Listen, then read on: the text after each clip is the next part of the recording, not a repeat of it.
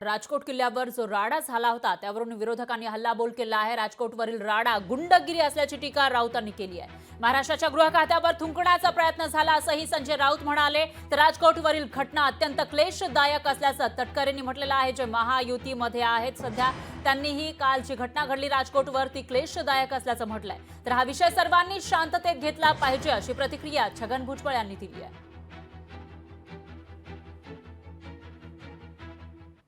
कोणाची नावं घ्यायची नाहीत, ही गुंडागर्दी आहे। मालवणात काल जे झालेलं आहे सिंधुदुर्ग किल्ल्यासमोर, राजकोट किल्ल्यासमोर, सर्जेकोट किल्ल्यासमोर, हा गृह खात्यावर महाराष्ट्राच्या थुंकण्याचा प्रयत्न आहे भाजपच्या गुंडाने, बरं का। त्यात कोणी आमदार असतील, खासदार असतील, मला त्यात पडायचं नाही, पण देवेंद्र फडणवीस गृहमंत्री म्हणून त्यांना लाज वाटली पाहिजे।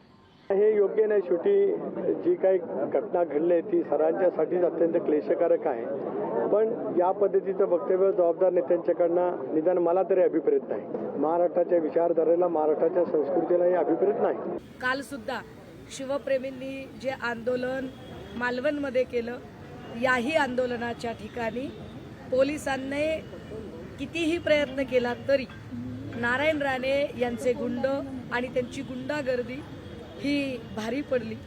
त्या गुंडागर्दीने जो धिंगाणा घालायचा प्रयत्न केला, या सगळ्यातनं एक मोठी गोष्ट पुढे येते, ती अशी की सरकारला आंदोलन हाताळता येत नाही। सरकारला आंदोलन हाताळण्यापेक्षा सुद्धा आंदोलन चिघळवण्यामध्ये जास्त रस आहे। सरकार आंदोलन चिरडण्याचा प्रयत्न करतं, चिघळवण्याचा प्रयत्न करतं। काल आणखीन जे काही झालं तिथे आदित्य ठाकरे आणि नारायणराव राणे यांच्या गटांमध्ये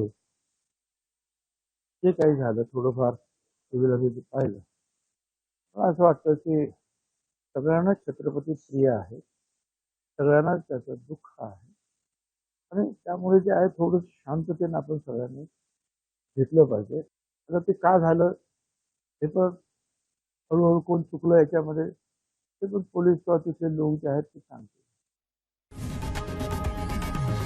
लोकशाही मराठी ऐका, पहा, जागरूक रहा।